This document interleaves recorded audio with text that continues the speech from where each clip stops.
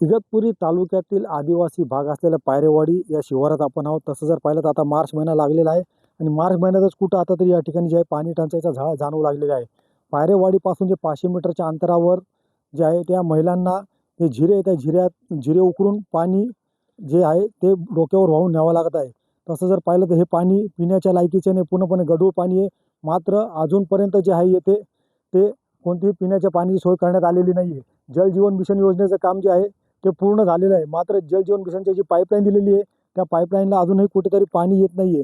त्यामुळे कुठेतरी या महिलांना आपल्या रोजगार आणि कामधंदे सोडून सकाळीच या ठिकाणी जे आहे पाणी भरण्यासाठी यावं लागतंय. आपल्याबरोबर येथील काही महिला आहेत, आपण त्यांच्याकडनं जाणून घेऊया. ताई, नेमका काय त्रास आहे तुम्हाला? आम्हाला नेमका पाण्याचा त्रास आहे. पाणी जसं बंधाऱ्याचं सोडलं ना तसं आम्हाला जिरे उकरी जावं लागतं. जसं पाणी खाली जाईल तसं उकरी जावं लागतात. म्हणजे रोज वेगवेगळे झिरे रोज तुम्हाला- वेगळे वेगळे जिरे उकरावं लागतात.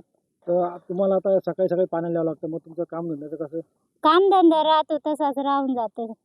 जल जीवन मिशनचं काम जे पूर्ण झालेलं आहे तर नळाला पाणी येत आहे का आता? नाही येत. तुम्ही याची तक्रार केली नाही का? तक्रार केली पण काही नाही झालं. काही नाही झालं. नाही.